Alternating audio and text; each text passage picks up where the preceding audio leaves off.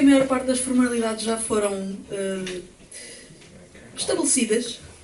Queria dar um agradecimento especial aqui ao painel que vai estar comigo e ajudar-me um pouco a fazer esta discussão e, portanto, muito obrigado a todos e todas vocês por cá estarem.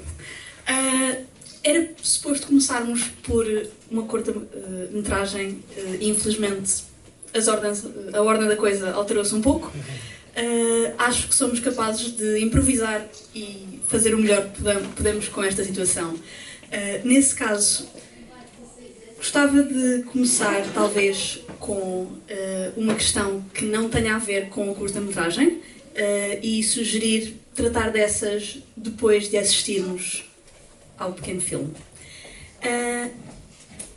Nesse caso, queria começar por uma pergunta que talvez a maior parte de nós se conseguiam identificar com, quer homens, quer mulheres, sobre os padrões de beleza na sociedade de hoje em dia. Ou seja, para aqueles presentes, de que forma os padrões de beleza estabelecidos pelo mundo moderno, incluindo a exigência de usar maquiagem, a presença dos filtros em tudo o que seja redes sociais, o beauty standard imposto pela cultura, quer cinemática, quer do Instagram, quer de outros que tais, têm influenciado as vossas vidas e as oportunidades que cada qual de nós tem de avançar na carreira e de crescer como pessoa e como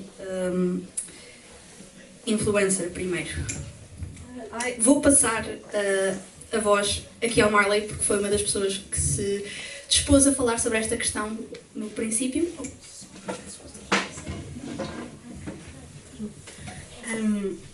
Boa tarde.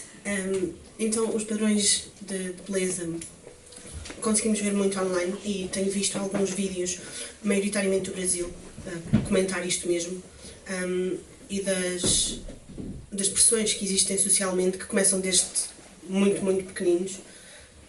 E um dos vídeos que vi foi, por exemplo, duas crianças, uma rapariga e um rapaz, que são muito amigos, mas que depois a própria sociedade e a forma como somos educados desde o início os vai separar e eles vão, entre aspas, deixar de ser amigos porque ela vai começar a ser pressionada a não ganhar peso, a manter-se esbelta e bonita, atraente, para que, como se isso fosse igual a bem-sucedida e a ter uma vida boa, como se isso fosse ditar seja o que for, pronto. E acabamos por crescer todos, independentemente do género e das opiniões e posturas de cada um, acabamos por crescer todos com esse estigma e acabamos por ter vozes internas da sociedade a autocriticar-nos, tanto fisicamente como psicologicamente, por isso mesmo. Sim, em havendo mais alguém que queira comentar sobre o assunto, por favor, não se acanhem. Cheguem-se à frente, eu acho que posso acrescentar sim, alguma coisa. Muito obrigada. Pensar um bocadinho nisto é pensar, lá está, como a Marley dizia, um bocadinho desde o início, não é? Desde aquilo que é a expectativa do papel de género, se vocês repararem, desde os brinquedos das crianças, há muita questão das meninas, esta questão da princesa e dos cabeleireiros para brincar, e dos espelhos e das maquilhagens, e os rapazes é muito mais a questão da força, da coragem, da força física, de ser o herói, etc. Portanto, aquilo que se espera também começa muito a partir daí, que acaba também por chegar à questão destes padrões de beleza, não é? Porque agora há esta questão também, sei que não quero avançar um bocadinho muito sobre a questão da pergunta seguinte, também pode haver, mas isto da percepção da criança que cresce e da mulher que envelhece. Portanto, a mulher não pode envelhecer, não é dado a mesma graça, digamos, que enquanto que o homem envelhece é charmoso, os cabelos brancos, a mulher não pode, não deve. Portanto, há aqui esta questão que também vai influenciando muito e nós somos também aquilo que consumimos.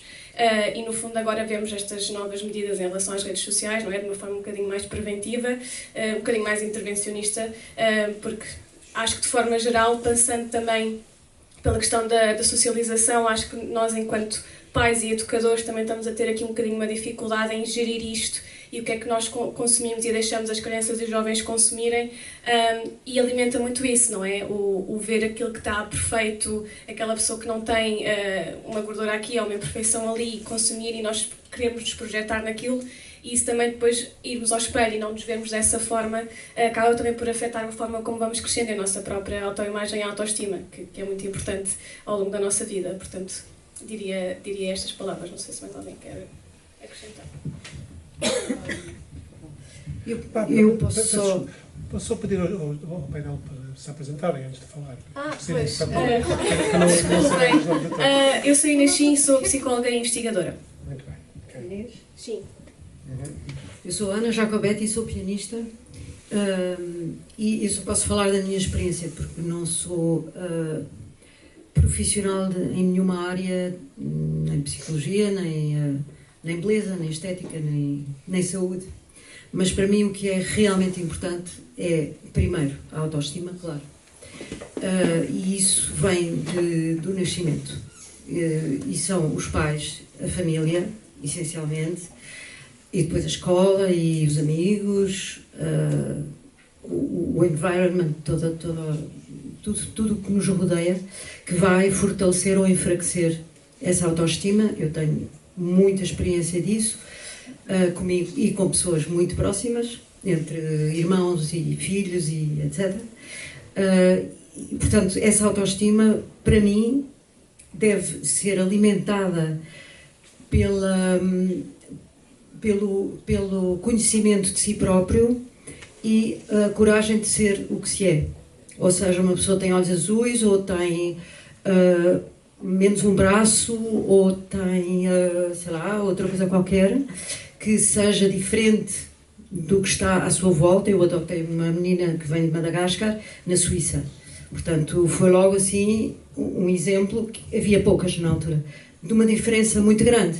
E ela tem uma autoestima brutal, porque nós sempre cultivamos o facto dela ser diferente, o facto dela ser quem é e os talentos que tem. Nós somos músicos e pensámos pô-la num coro, não sei o quê, e depois ela revelou-se pintora, desenhadora e etc.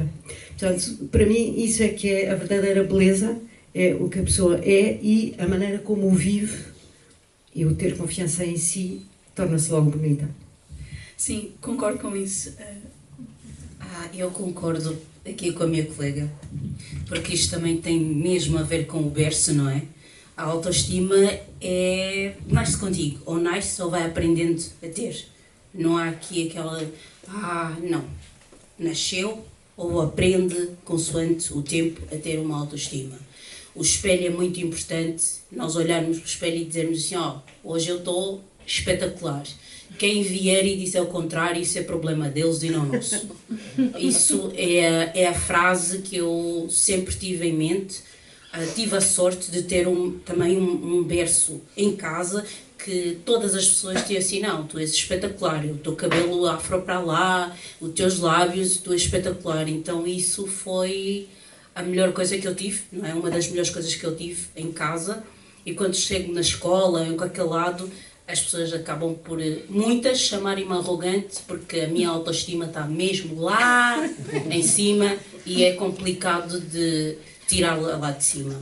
E faço questão de ensinar isso aos meus alunos, às minhas alunas, adultas, criancinhas pequeninas, que a autoestima é pegares num espelho e dizeres assim, hoje estou aqui, mas se amanhã não tiver mais ou menos, também não tem problema. Percebo que muita gente tem uma autoestima muito em baixo, não é? Mas que pode ser trabalhada. Se tiverem convicção e muita resiliência naquilo que querem fazer, nada mais abala. Eu, parecendo que não, eu tenho 40 anos e daqui a 2 meses faço 41. Então, ninguém pode mudar o que eu meto cá em cima. A minha coroa está lá, está aqui. É inabalável neste momento, sim. Espero que só se caia quando eu sair deste plano. Porque até lá, estou aqui. Sim. Obrigada. Sim. Posso? Sim. Ia só pedir, sem querer interromper ninguém, porque acho que isto são contribuições muito importantes, dava só jeito se conseguissem apresentar-se. Acho que sim! Que disseste coisas muito pertinentes. Eu chamo-me Moami e sou artista plástico, faço arte urbana. Já está. Eu sou Marley, sou designer. Eu sou a Sharon e sou formadora de inglês e tradutora também. Eu sou a Maria, sou escritora e performer e programadora cultural, acho eu, às vezes. Bem, muito obrigada e diria que é uma boa altura para voltarmos à questão e quero um pouco pegar naquilo que falou a Inês, dado que estamos a saltar de pergunta para pergunta. Isto também tem um pouco a ver à aparência e como estes padrões são aplicados quer às mulheres, quer aos homens, quer às pessoas que não se identificam com nenhum destes géneros, mas principalmente às mulheres, na questão da idade, como são permitidas envelhecer. Alguém que... Senti aqui uma vontade de começar. Parece-me bem, aproveitem. Posso começar ou continuar ou acabar, tanto faz. Mas se calhar sou a pessoa mais idosa aqui, portanto, até se justifica. Ok, portanto, tenho 71 anos, já vou para os 72. E é muito difícil envelhecer quando a pessoa foi bonita. Posso dizer só isto, porque tenho consciência de ter sido muito bonita. E toda a gente me admirava pela minha beleza, os olhos verdes e não sei o quê. Em Portugal era considerado. E depois tinha jeito para música, e depois era muito simpática e atraente e seduzia as pessoas. E isso foi uma arma de dois bicos, ou seja, foi para mim talvez nefasto, bastante nefasto, porque eu aprendi a jogar com isso. No fundo, é como uma criança que é filho único e que manipula os pais.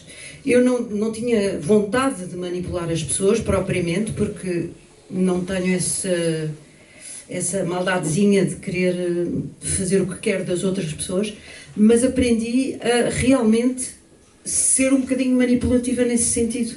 Quer dizer, a agradar para obter o que queria. E a partir de uma certa idade, a pessoa começa a agradar menos, começa a ter menos sucesso, principalmente com o sexo masculino, no meu caso, porque eu ainda sou de sexos, feminino e masculino, tenho um bocado de dificuldade ainda em compreender os outros géneros. Não recuso nada, não critico nada, nem julgo nada, mas tenho dificuldade em integrar, não estou muito a par. Mas pronto, vamos ao básico. Portanto, eu como mulher atraía muito os homens, e quando comecei a deixar de os atrair, comecei a não saber gerir as coisas, as relações humanas. Começou a ser extremamente difícil, complicado e doloroso. Portanto, o meu envelhecimento passa por aí, ou seja, mais uma ruga, mais uma pele flácida, mais barriga, mais não sei o quê, corresponde, é igual a menos beleza. Portanto, menos sedução, portanto, menos poder de atrair as pessoas e de receber aquilo de que a pessoa precisa. E isso cria uma grande frustração, uma grande descompensação. Portanto, a pessoa tem que substituir isso por outras coisas. E é o que eu estou a fazer, é o meu trabalho, é o trabalho de uma vida. Mas eu não aconselho ninguém a apostar na beleza física, ou na aparência, ou no charme, ou mesmo na inteligência, ou num dom qualquer que tenha, para conseguir aquilo que quer. A pessoa tem primeiro que merecer e que trabalhar sobre isso. Posso acrescentar uma coisa? Vou só fazer aqui uma provocação à audiência. Um exercício para levar TPC. Quando verem anúncios, contem quantos anúncios de sérums anti-rugas vêm para mulheres e quantos vêm para homens. Pronto. E este é o meu comentário. Também adorei. Mas queria fazer, pegando um pouquinho no que a Ana disse, e depois também vou levantar uma outra questão, pronto, eu acho que em Portugal a pessoa é considerada jovem até aos 35, portanto eu tenho 29, ainda sou jovem, mas estou naquela idade que é os quase 30 e agora o mundo vai acabar quando eu chegar aos 30, acho que quem chega aos 29 passa por isto, acho eu. Mas também pensar um pouco, por um lado, no porquê que o envelhecer para as mulheres ou pelo menos parece ser muito mais duro, e o parecer velha para as mulheres parece ser muito mais duro do que para os homens. Se nós formos a pensar no que é que são os padrões de beleza para as mulheres e quem é que maquinou esses padrões de beleza, e nós agora tivemos acesso a uma coisa que nós meio que já sabíamos, mas que cada vez fica mais claro, que são os Epstein Files. E o que é que as pessoas nos Epstein Files andavam a fazer e com quem e que idades tinham essas pessoas com quem essas outras pessoas andavam a cometer crimes. E então depois pensar que os padrões de beleza para as mulheres passam muito por parecermos de certa forma mais crianças possível, não termos pelos, não termos rugas, não termos cabelos brancos. O quão grotesco isto é, na verdade, e não é nada inocente, e eu acho que quanto mais nós temos noção do que é que está por trás disto, também mais fácil é para nós de percebermos que não temos que seguir esses padrões, de certa forma. E a outra coisa que eu queria dizer, que agora está-me a escapar um bocadinho, deixa eu ver se eu me lembro. Se não me lembrar, vou passar a palavra. Vou passar a palavra, porque não me lembro. Há uma pergunta que eu gostava de fazer e de dar bring up, que é a questão da raça no que toca aos padrões de beleza. Etnia, meu amor. Etnia, desculpa. Peço imensa desculpa. Muito obrigada pela correção. É que se entrarmos por aí, Deus. Obrigada. Ok. Mas eu não fiz por mal, foi mesmo Não, estamos aquela aqui coisa para aprender e eu agradeço imensa. Os padrões de beleza no meu tom de pele. Primeiro, as pessoas têm que saber o que é que significa tom de pele e o que é cor, não é?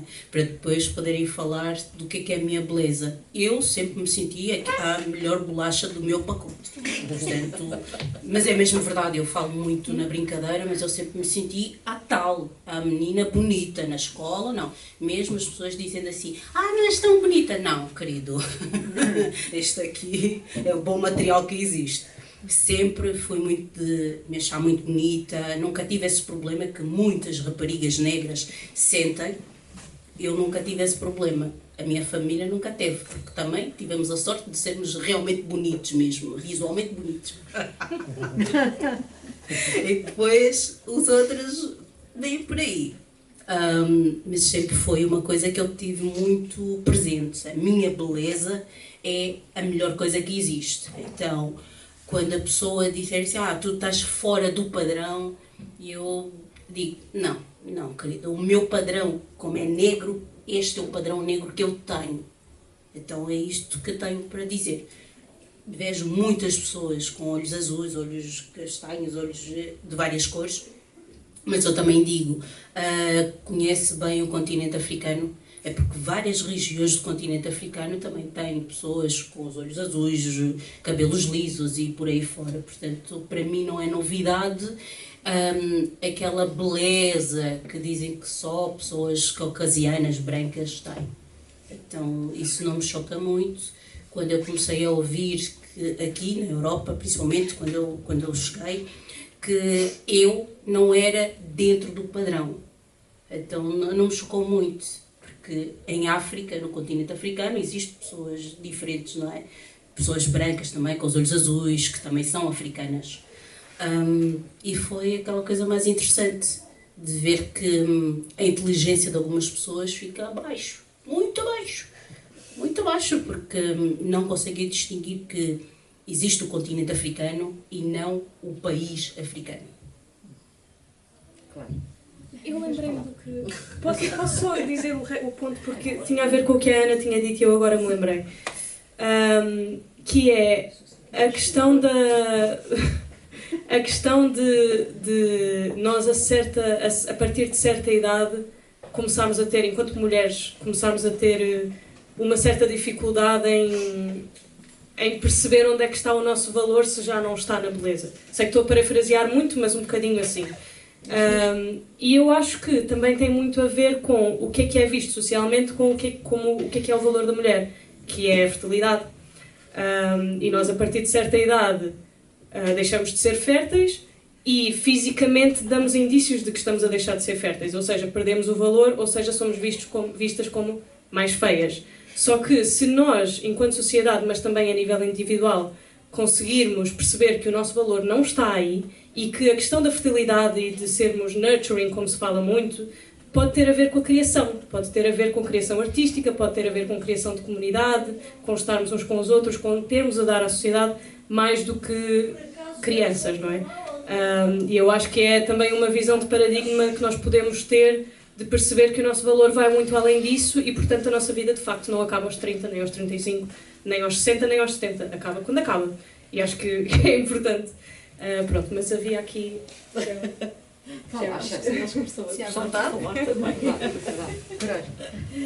Bom, eu podia dizer muito acerca deste tema da beleza, mas efetivamente tenho muito pouco para dizer, já vou explicar porquê. De origem, eu sou de Goa, os meus pais são de Goa, portanto é essa a minha origem, tenho sangue asiático. Depois nasci em Moçambique e vim para Portugal com 11. Isto quer dizer, eu sou formadora e professora. Já me perguntaram muitas vezes como é que eu me sentia com esta mistura toda. Esta mistura de vivências, de países, continentes. Então eu digo sempre que pronto, eu tenho realmente um sério... e depois tenho uma paixão pela Inglaterra, pela cultura inglesa, sempre tive. Então digo sempre que tenho um cérebro inglês, pronto, um coração completamente português e uma alma asiática. Pronto. O que é que eu quero dizer com isto? A questão da beleza, para mim, acho que sempre me passou completamente ao lado. E porquê? Porque eu, na verdade, desde miúda, sempre fui bastante gabada pela beleza, coisa que sempre me fez sentir extremamente mal. Curiosamente.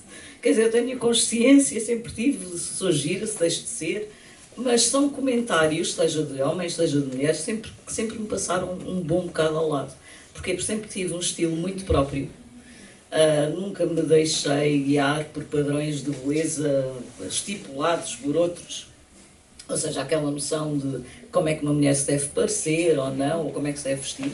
Portanto, tenho este estilo, basicamente, que não é completamente feminino, não é masculino, mas olha, halfway, pronto.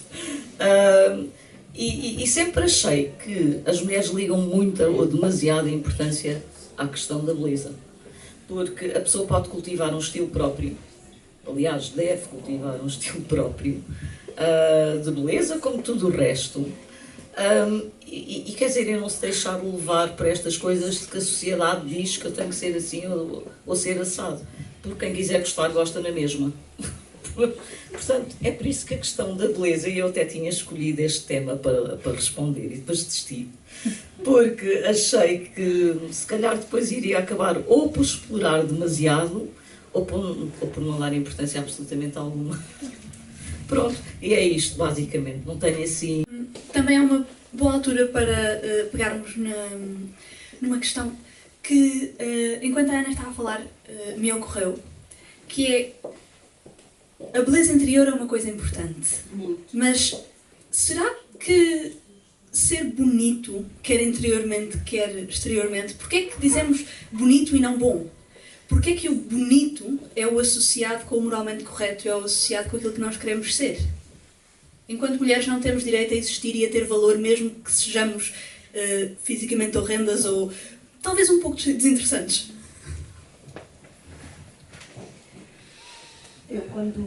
Já agora respondo a isto. Eu quando digo bonito, não é a mesma coisa do que bom. Lá está. Porque o bonito é uma concepção estética. Por exemplo, eu vejo cães que acho pavorosos. E há pessoas que dizem, ai que bonito que ele é cheio de pregas e não sei o quê. E eu acho aquilo... dá-me vontade de fugir. Pronto. É uma questão muito subjetiva que tem a ver com culturas, que tem a ver com educação, que tem a ver com uma série de coisas que não têm nada a ver com os verdadeiros valores. Os verdadeiros valores é realmente o que nós temos dentro de nós e aquilo que nós damos, porque no fundo a vida é feita para isso. É para nós darmos, não é para recebermos. Recebemos sempre. Se dermos, recebemos sempre. Pronto. E, portanto, não interessa estarmos à espera e a querer que as coisas venham ter connosco, e principalmente não por questões, lá está, de moda, de estética, disto e daquilo. A alma é que é importante, o coração é importante, o resto é cantiga. Se ninguém quiser falar. Pronto, eu acho que isso é uma questão que podia ser uma questão filosófica que nos ocupava a noite inteira, mas acho que não é para aí que queremos ir hoje. Em relação especificamente à beleza relacionada às mulheres e porque que para as mulheres isso é às vezes mais importante do que outras qualidades que nós possamos ter, resumindo muito, patriarcado, supremacia branca, capitalismo. Acho que isto resume muito bem. Mas a mesma coisa aplica-se aos homens, porque também existem padrões de beleza para os homens que refletem aquilo que um homem deve ser na sociedade, que é muito geralmente ligado a... Mesmo que não se diga por estas palavras, é muito ligado à violência, é muito ligado à dominação, etc. Com as mulheres, talvez... corrijam-me se eu estiver errada, mas talvez isto ainda seja mais presente porque liga-se com aquilo que eu disse há pouco de para que uma mulher serve. Uma mulher serve para um número muito limitado de coisas na sociedade que exigem que ela seja bonita. Vamos encurtar esta palavra que a sociedade adora que as mulheres sejam submissas. Exatamente. Então vamos para a palavra. Uma mulher bonita, exatamente, ela não fala. Toda a gente viu a Pequena Sereia. Pronto. Acho que é isso.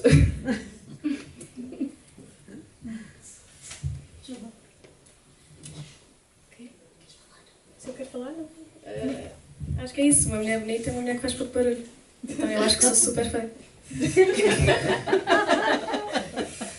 Vamos todos ser mulheres feias, por favor. Acho que somos todas aqui, não é? Somos todas pavorosas. Sim, muito. Lição a reter, vamos ser mulheres muito feias.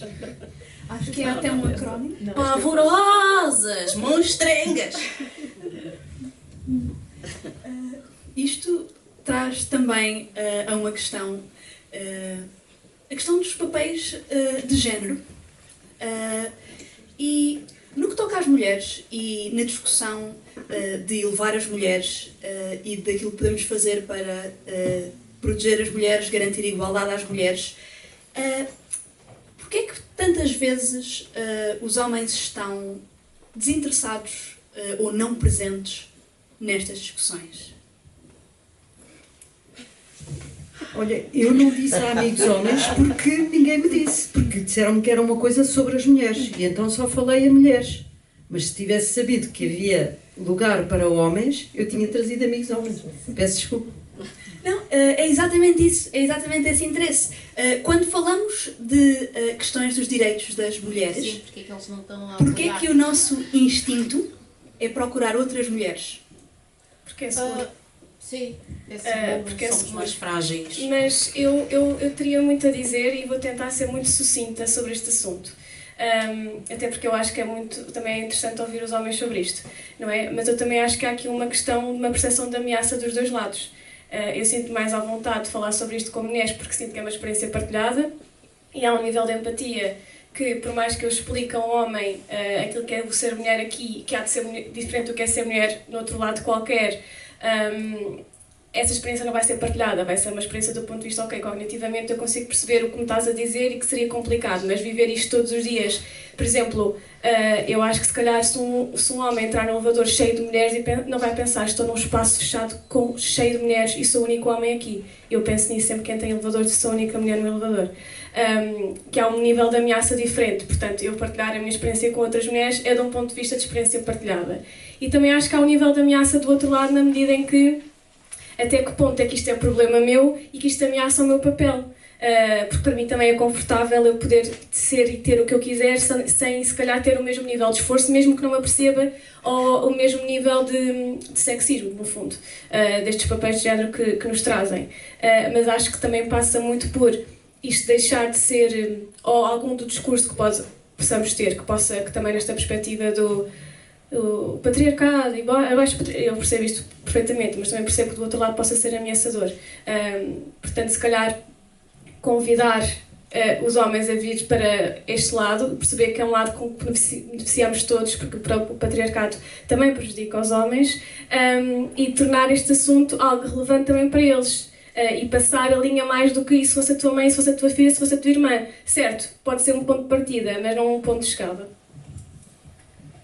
Pegando muito no que a Inês disse e também no facto do tema destas conversas ser give to gain, eu acho que é precisamente este o ponto, é nós percebermos o que é que toda a gente ganha com isto. Não é só o que é que as mulheres ganham com isto, é o que é que toda a sociedade ganha com isto.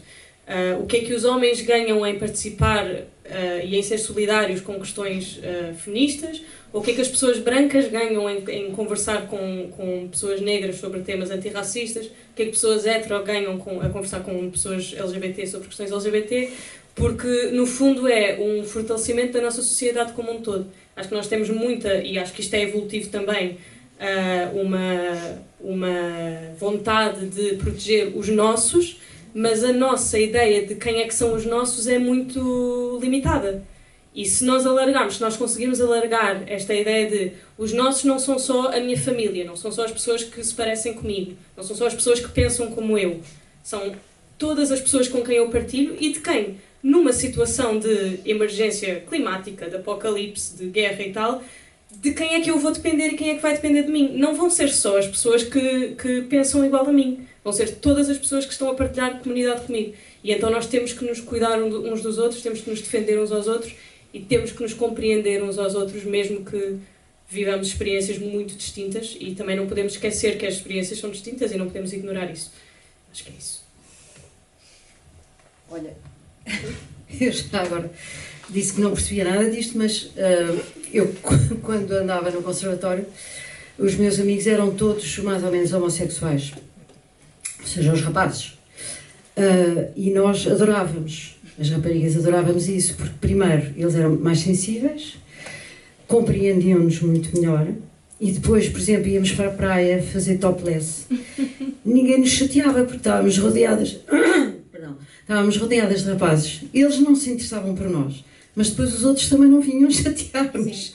E era uma época em que isso ainda era mal visto, ainda era problemático, etc. E depois, mais tarde, tive experiências com trans, ou com...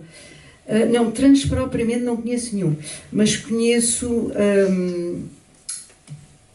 agora falha-me o termo. Homens que se mascaram de mulher, que se vestem de mulher e que depois começam...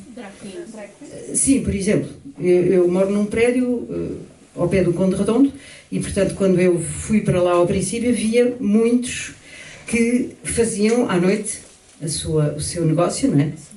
E a certa altura tive uns mesmo no meu patamar e eu entendia maravilhosamente bem com eles.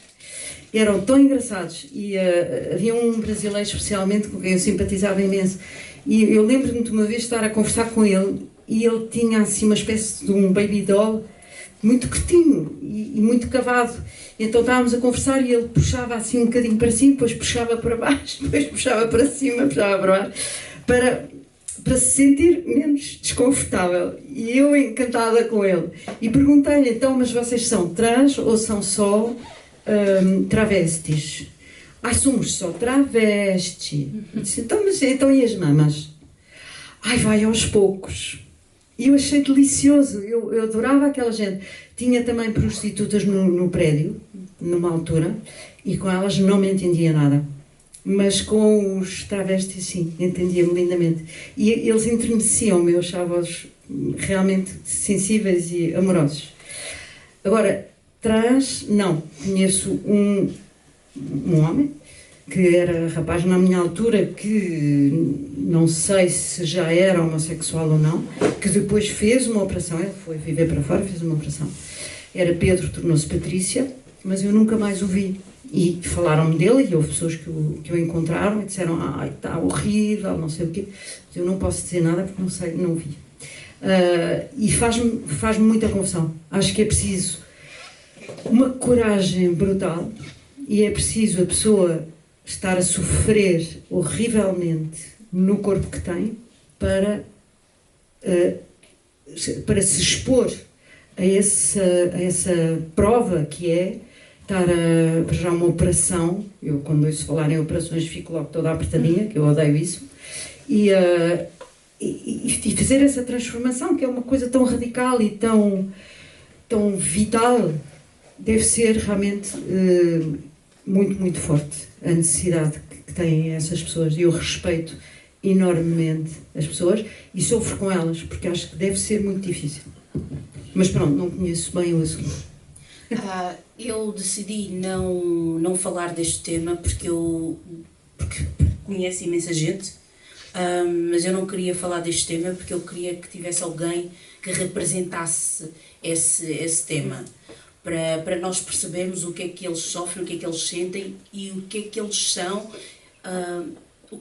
não é? Eles são pessoas como nós, só que têm uma maneira diferente de pensar e de se ver. É doloroso para eles, mas eu preferia que tivesse alguém que nos pudesse meter cientes no nosso lugar.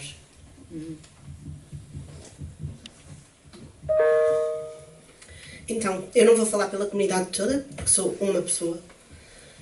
Eu identifico-me como uma pessoa transmasculina não binária.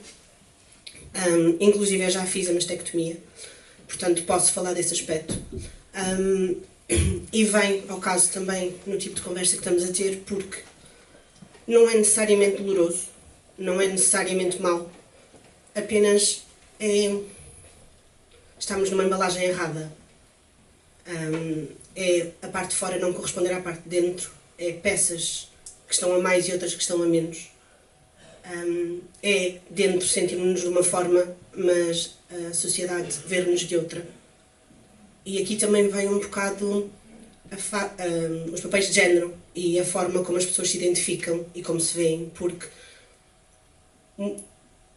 nós desde pequenos, seja o género que for, nós começamos logo, por exemplo, as meninas têm que gostar de cor-de-rosa, os meninos têm que gostar de azul. E durante muito tempo, durante a minha infância, eram as únicas duas cores que existiam muita coisa. E como a minha irmã gostava de azul, eu ficava sempre com a cor-de-rosa. E muitas outras coisas. As meninas só podem gostar de Barbies, os meninos só podem gostar de carros. As meninas têm cozinhas, os meninos têm carros telecomandados, têm super-heróis, têm tudo e mais alguma coisa. Armas.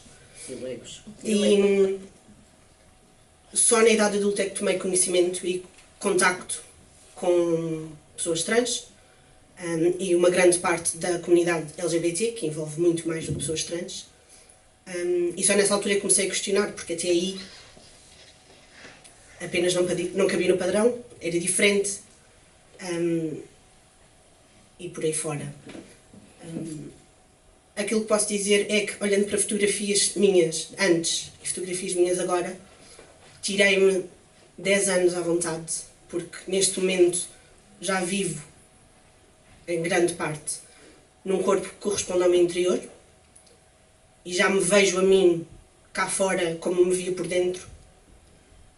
E neste aspecto dos papéis de género também é importante, porque há um termo na comunidade trans que é o passar, que isto significa uma mulher trans ir na rua e ser vista como uma mulher, não ser visto como um homem, não ser visto como uma mulher trans, ser visto como uma mulher, e o mesmo nos homens, que é um termo que é bastante generalizado, porque infelizmente neste momento ainda é perigoso para uma pessoa trans em alguns contextos. Portanto, muitas das pessoas têm a ideia de que temos que passar ponto, porque se não for, podemos ser vítimas de violência, podemos ser vítimas de olhares, de comentários, de muitas coisas.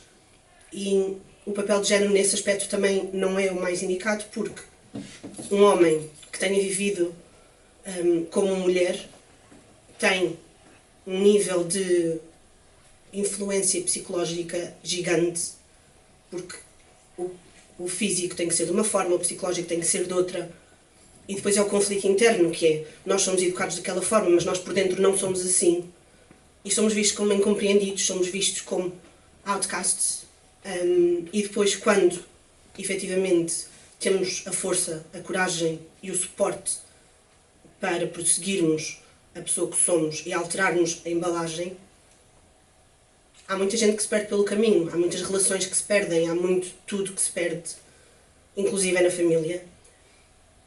E aqui é uma luta constante e é uma luta interna, uma luta externa familiar e uma luta externa com amigos, uma luta externa com as pessoas em geral, porque por muito que uma pessoa se identifique como se identifica e diga eu estou aqui, eu sou assim, vai haver pessoas a dizer o contrário e vão haver microagressões constantes, diárias, de pessoas a dizerem não, tu não és um homem, não, os teus pronomes não são os masculinos, ou os teus pronomes não são os femininos, a tua cara não é feminina o suficiente, não és uma mulher, tens a maçã de Adão, não és mulher. E se nós formos olhar para outros lados, que existe provas científicas, por exemplo no desporto, que se uma pessoa trans, uma mulher trans competir com uma mulher cis, não tem vantagens nenhumas, porque inclusive a toma de hormonas as faz mais fracas, portanto nunca vai ser um homem a competir com uma mulher. E as pessoas falam de boca cheia, falam daquilo que veem, não vão à procura. E isto é válido para homens trans, para mulheres trans, para pessoas não binárias, para mulheres cis, para homens cis, tudo. A forma como nós nos identificamos é nossa, é única. A forma como a sociedade nos vê nem sempre é aquela que nós preferimos. E tem que ser um bocadinho aqui, como a colega disse, termos a nossa autoestima lá em cima e sermos nós próprios a pegar em nós e a tirar-nos lá de baixo, porque não há ninguém que o faça por nós. Posso fazer uma pergunta? Sim. Pessoal, é assim, foste mulher, pensaste a ser homem, não te sentes muito mais rico com isso? Porque eu acho que tu estavas a falar da experiência que tiveste antes, não é? E que era feminina e que foi pintada pela sociedade com essas cores e te influenciou imenso. E só em adulto é que assumiste que não era isso que tu querias ser ou que não era isso o teu interior e que fizeste a mudança. Mas então tu tens uma riqueza que raras são as pessoas que têm, só realmente os trans, que é teres tido uma vida de mulher e uma vida de homem, e teres experiências de mulher e experiências de homem, e teres sensibilidade de mulher e sensibilidade de homem. Não perdeste uma coisa porque ganhaste outra, acrescentaste. Sim, e sinceramente acho que se a sociedade nos visse desde pequenos como pessoas, não separasse nem homens nem mulheres, todos nós teríamos essa riqueza. Eu também acho. Bem, curta-metragem e tanto. Acho que é um bom ponto de partida para regressarmos. Quem é que fez? Quem é que propôs? Quem é que propôs a curta-metragem? Faz parte de um ciclo, faz parte de um ciclo de filmes para, sobre género e papéis de mulheres. Mas vamos responder a... Sim. Em termos da personagem, da protagonista aqui da curta-metragem, ela tem estes pensamentos, estas fantasias de retribuir a violência à qual ela foi exposta, com uma violência extrema física. Eu queria saber, primeiro, se acharam justificado e se, em algum contexto, esta violência pode ser justificada como uma resposta.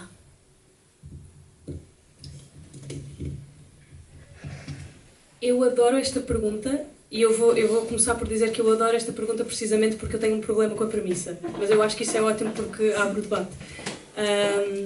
Tenho um problema com a premissa porque eu acho que não é às mulheres que são vítimas que a pergunta tem que ser feita.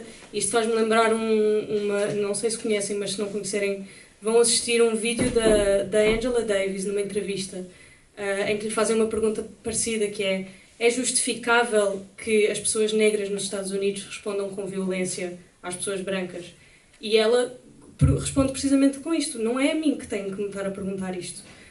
Porque eu nasci, isto é ela a dizer, eu nasci num lugar onde constantemente estavam a bombardear os meus familiares, eu vi os meus amigos e os meus familiares a morrer nas mãos não só da polícia, mas também dos meus vizinhos brancos, e portanto quando vocês me vêm perguntar a mim sobre violência como se tivesse sido eu a começar, a pergunta parece, mesmo que não seja, parece mal intencionada, mas eu acho super interessante colocá-la neste debate aqui precisamente porque abre este tema. Isto é um ponto. O outro ponto é que há 3 pontos. Este foi o primeiro. O segundo é, sim, é muito difícil pensar no futuro utópico ao qual nós queremos chegar, em que vivemos todos em harmonia e somos todos iguais, e não iguais, mas com equidade na nossa diferença, pensando num mundo em que nós precisamos de passar pela violência para chegar a essa utopia. É muito difícil, no entanto, não tenho a resposta para como é que nós chegamos a esse universo sem essa violência, porque eu acho que uma revolução, que é o que eu acho que é necessário neste momento, pacífica, é muito difícil de atingir, não sei, enfim, não vai ser neste debate que vamos conseguir idealizar. E o outro ponto que eu acho super interessante nesta curta especificamente é que mostra um imaginário de violência no feminino que nós raramente vemos. Porque se a personagem fosse masculina e tivesse a ter fantasias de violência, nós podíamos ter opiniões positivas ou negativas em relação a isso, mas se calhar seríamos normal. Quando é uma mulher a entrar no imaginário de violência, não significa que nós não as tenhamos estas fantasias, mas é mais raro nós vermos estas fantasias representadas, é mais raro nós termos coragem ou vontade ou acharmos certo podermos falar sobre elas. Portanto, sem responder de facto a nenhuma das perguntas, acho que é interessante que esse ponto seja levantado pela curta e que seja levantado aqui.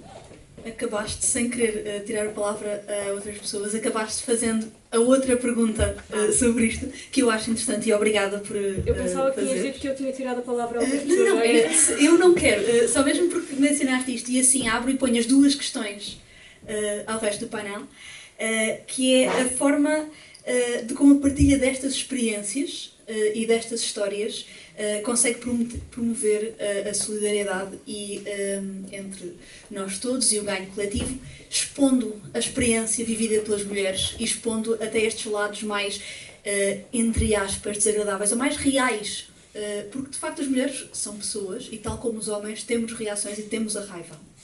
Queria saber o que é que...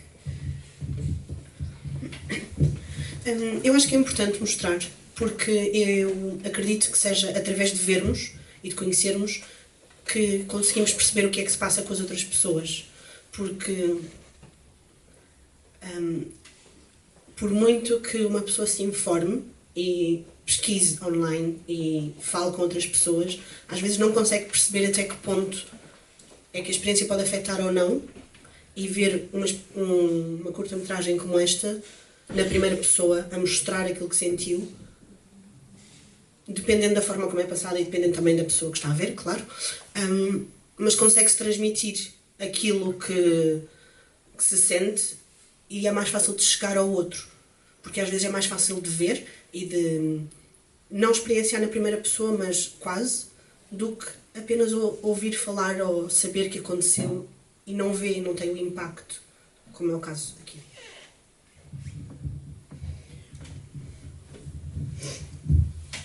Bom, eu começo por dizer que não percebi nada, ou seja, não sei o que é o síndrome de Alice no País das Maravilhas, não sabia que isso existia sequer, não sei se existe, se é um filme que fala disso, mas que não é real, não sei, não faço a menor ideia. Também gostava de saber quem é que escolheu o filme, porque não quero ofender ninguém, eu odiei o filme, pronto, porque a violência, qualquer forma de violência, física, mental, psicológica ou emocional, me afeta de uma maneira extraordinária. Portanto, eu sou muito sensível a essas coisas e evito o mais possível os filmes, os livros. Eu compro um livro, antes de comprar vou ver como é que acaba. Porque se é uma coisa violenta, se acaba com desgraças e não sei, eu por isso simplesmente não leio, não posso, não tenho capacidade psicológica e emocional para aguentar esse tipo de pressão e de sofrimento. Eu sou uma pessoa violenta, interiormente. Quando era miúda tinha crises de raiva, de fúria pavorosas, assustadoras. E toda a vida eu fui muito agressiva na maneira de lidar com as pessoas. Por exemplo, uma vez eu ameacei um camionista de lhe partir a cara. Pronto, só para verem isso. E uma vez dei uma estalada a um polícia. Pronto, eu era capaz destas coisas assim aos 30 e tal anos. E depois fui obrigada a acalmar, também fiz terapias em cima de terapias, mas fui obrigada a acalmar por medo. Porque se eu agredir alguém, mesmo verbalmente, se a outra pessoa, como eu neste momento aos 71 anos sou mais fraca do que 99% dos homens, pelo menos, não é? Se a outra pessoa for um bocadinho mais forte que eu, estraga-me, não é? Quer dizer, destrói-me, não vale a pena, não chega a valer a pena. Portanto, eu hoje em dia tenho que dar a volta de outra maneira às coisas. Portanto, a violência para mim acabou. É proibida, para mim, no meu caso, é como beber demais, ou fumar, ou outra coisa qualquer, que para mim não me convém e, portanto, eu não faço. Agora, não percebi bem, pronto, não percebi bem, mas acho que, só para acabar, os homens têm tanto medo das mulheres como as mulheres dos homens.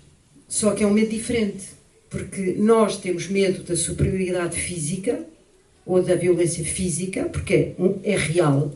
Eu sei que quando era miúda os homens passavam por mim e diziam-me coisas desagradáveis e eu ficava a tremer, porque se eles quisessem agarrar-me eu não tinha força para resistir, não é? Para lutar. Mas acho que neste momento, há uns anos para cá, há muitos anos para cá, eu vejo os homens com medo das mulheres, porque as mulheres são, a maior parte das vezes, superiores em muita coisa, em coisas em que eles não estão habituados e não foram educados a dar essa a reconhecer essa superioridade nas mulheres.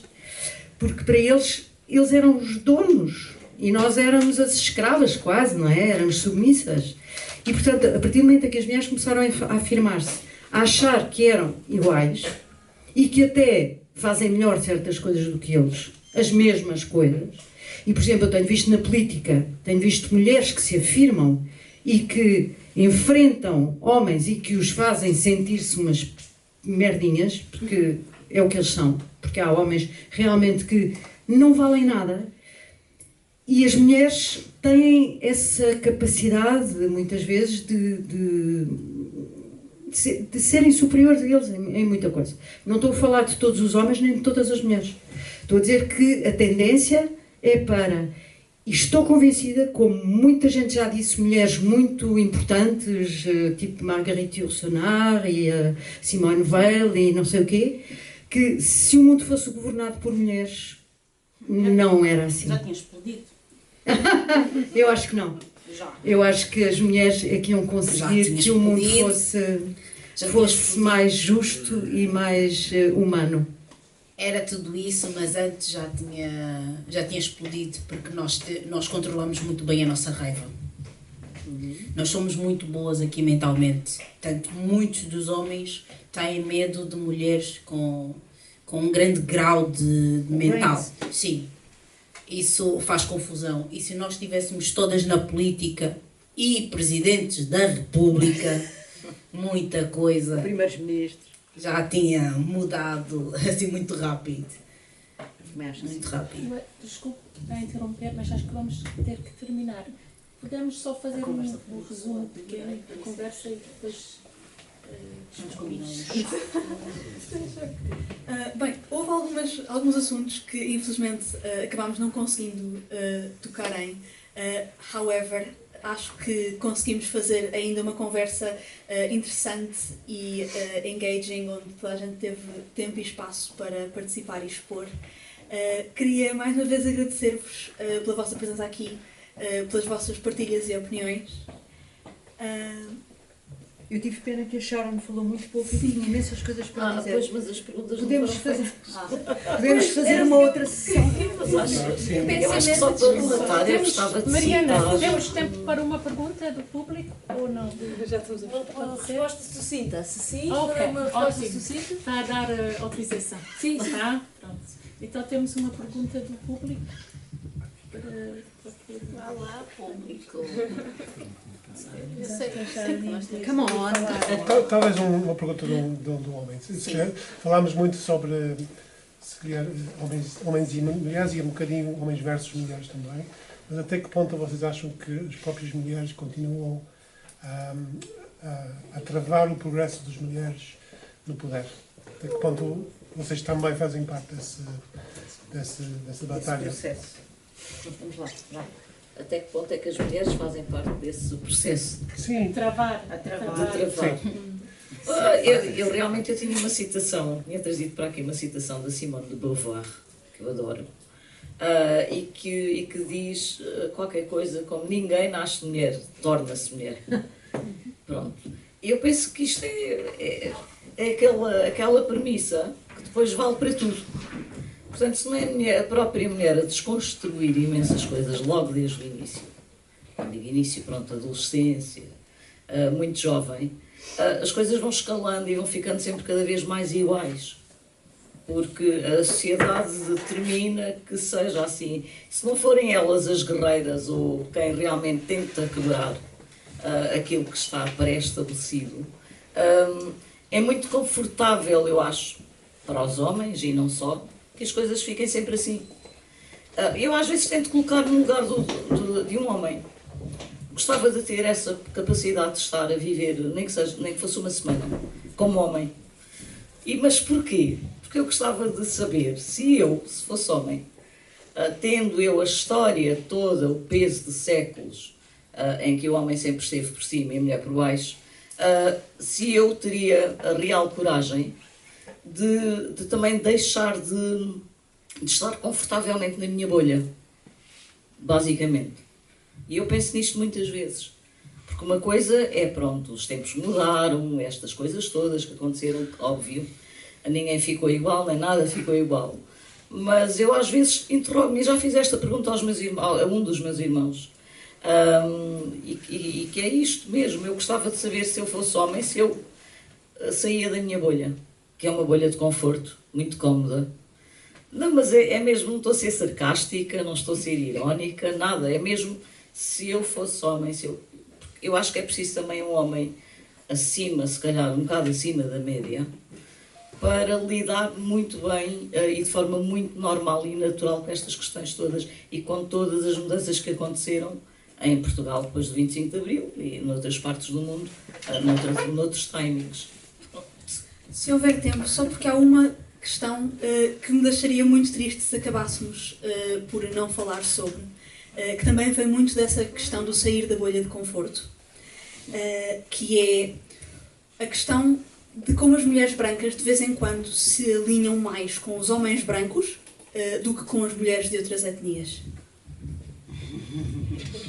Falando no meu caso, eu como tenho esta forma de ser e expressar-me, é complicado para muitas mulheres brancas, não tanto para alguns homens brancos, porque eu bato de frente e eles começam a perceber, mas com as mulheres é bem complicado, porque elas arranjam vários adjetivos, mas vários adjetivos e adjetivos para tentarem baixar tudo que eu disser ou da maneira que eu me vou impor. O meu trabalho é pintura mural, eu lido com muito homem e agora tenho lidado muito melhor com algumas mulheres brancas, porque elas começaram a perceber que para chegar a alguns dos meus amigos tinham que passar por mim, porque no meio dos meus amigos eu sou o amigo, então eles falam tudo e mais alguma coisa e eu estou ali.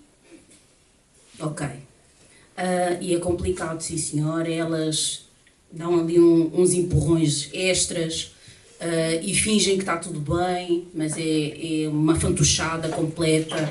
Não respeitam e não têm a sensibilidade de ver que uma mulher negra tem que se impor muito ou 3 vezes mais que elas para tudo e elas não têm essa sensibilidade. Eu também não peço que elas tenham essa sensibilidade porque eu, para mim, é igual.